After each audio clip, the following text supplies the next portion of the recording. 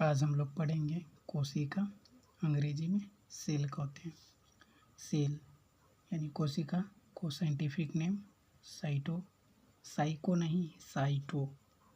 कोशिका का साइंटिफिक नाम साइटो है। कोशिका का अध्ययन यानी कोशिका के बारे में जब पढ़ते हैं उसे साइटोलॉजी कहते हैं। कोशिका के अध्ययन साइटोलॉजी कहलाता है। कोशिका का खोज रॉबर्ट हुक ने किया था।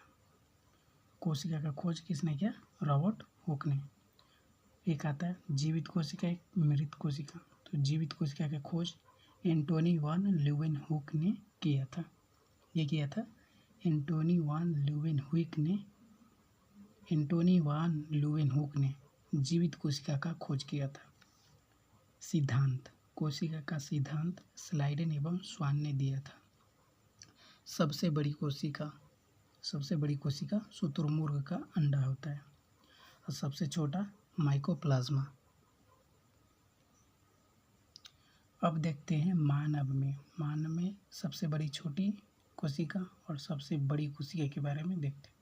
तो मानव में सबसे बड़ी कोशिका अंडाणु ओवम जो मादा में होता है, और सबसे छोटी कोशिका शुक्राणु जो पुरुष में होता है। सबसे लंबी कोशिका ब्रेन न्यूरॉन होता है। मानव में सबसे लंबी कोशिका होता है न्यूरॉन जो है वो ब्रेन के अंदर होता है। विभाजन, पुनः निर्माण मतलब बहुत ज़्यादा विभाजन, सबसे तेज़ी से विभाजन होता है लीवर में, और सबसे कम यानी कोशिका निर्माण सबसे कम होगा ब्रेन में। ब्रेन में तो होता ही नहीं, कोशिका विभाजन ब्रेन में होता ही नहीं है। सबसे ज़्यादा होता है कोशिका विभाजन लीवर में। सबसे ज़्यादा तेज विभाजन होता है लीवर में। कोशिका झिल्ली, इसे प्लाज्मा झिल्ली भी कह सकते हैं, अंग्रेजी में प्लाज्मा मेम्ब्रेन। ये पादप और जंतु दोनों में होता है। पादप बोले तो पेड़ पौधा, और जंतु बोले तो कुत्ता, बिल्ली, भैंस, मानव भी आएगा इसमें होता है कोशिका झिल्ली या प्लाज्मा झिल्ली भी कहते हैं। ये प्रोटीन का बना होता है। प्लाज्मा झिल्ली प्रोटीन का बना होता है। कोशिका के सभी अंग इसी झिल्ली में रहता है। कोशिका भित्ति वॉल्नी प्लांट यानी केवल पादप पौधा यानी पेड़ पौधा में ही होता है कोशिका भित्ति। ये कोशिका भित्ति सेल्यूलोज का बना होता है।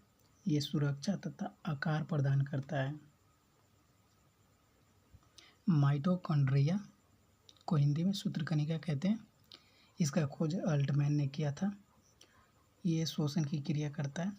श्वसन की क्रिया में क्रेब्स चक्र चलता है, जिसके फलस्वरूप 38 एटीपी बनता है, एडिनोसाइन ट्राइफॉस्फेट, और यही 38 एटीपी बन के ये ग्लूकोज बनाता है, और ये ग्लूकोज एनर्जी यानी पावर, ऊर्जा बढ़ाता है। गोल्जी बॉडी का खोज कैमिनो गोल्जी ने किया था। ये गोल्जी बॉडी परिवहन का काम करता है। तारककाय सेंट्रोसोम अंग्रेजी में कहते हैं। इसका खोज बोबडी ने किया था। बोबडी ये कोशिका विभाजन का काम करता है। लीवर में बहुत ज़्यादा कोशिका विभाजन होता है, पुनः निर्माण हो जाता है। ब्रेन में 90% कोशिका होती है जो कि क्या नहीं करता है, विभाजन नहीं करता है, लेकिन 10% गिलियल सेल होता है जो क्या होता है, विभाजन कर सकता है। यही जब विभाजन करता है तो कैंसर हो जाता है, जिसे बोलते हैं ना ब्रेन कैंसर हो गया, या क्या कहते हैं उसको, हाँ ब्रेन कैंसर कहते हैं उसको।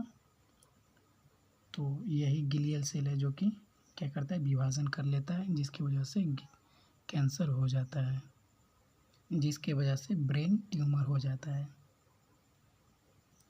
अंततः प्रदब्य जालिका एंडोप्लाज्मिक रेटिकुलम, ये आंतरिक कंकाल होता है, आंतरिक सहायता प्रदान करता है। ठीक है, ये आप देख सकते हैं, ये अंततः प्रदब्य जालिका, ये होता है रफ वाला भाग और ये होता है स्मूथ वाला भाग। स्मूथ वाला भाग वसा निर्माण करता है, मतलब ये वाला भाग वसा निर्माण करेगा और ये वाला भाग प्रोटीन निर्माण करेगा। राइबोसोम अंग्रेज में पलाडे बोलते हैं, ये प्रोटीन निर्माण करता है। केंद्रक न्यूक्लियस, केंद्रक का खोज रॉबर्ट ब्राउन ने किया था। इस केंद्रक में प्रोटीन होता है 80% और डीएनए होता है 10%। अब देखते हैं लाइसोसोम। तो लाइसोसोम का खोज डी डुबे ने किया था। ये जल अपघटन एंजाइम है, हाइड्रोलाइटिक एंजाइम है। लाइसोसोम जल अपघटक एंजाइम है। लाइसोसोम को आत्महत्या की थैली भी कहा जाता है, सुसाइड बैग भी कहा जाता है। आरबीसी में लाइसोसोम नहीं होता है, यह स्प्लीन में जाता है। आरबीसी में लाइसोसोम नहीं होता है, यह स्प्लीन यानी प्लीहा में जाता है। ये लाइसोसोम जो है प्लीहा में जाता है। जितने भी ब्लड कचरे होंगे ना, जैसे गंदा ब्लड, वो प्लीहा, और प्लीहा इसको क्या करेगा, बाहर निकालेगा शरीर से बाहर। जीव द्रव्य प्रोटोप्लाज्म, ये कलरलेस होता है, इसका कोई कलर नहीं होता है। ये 80% पानी होता है, जल होता है। जीव द्रव्य 80% जल होता है। ये कोशिका द्रव्य और कोशिका केंद्रक, ये आप देख सकते हैं। जीव द्रव्य इसके अंदर केंद्रक द्रव्य होता है और कोशिका द्रव्य होता है।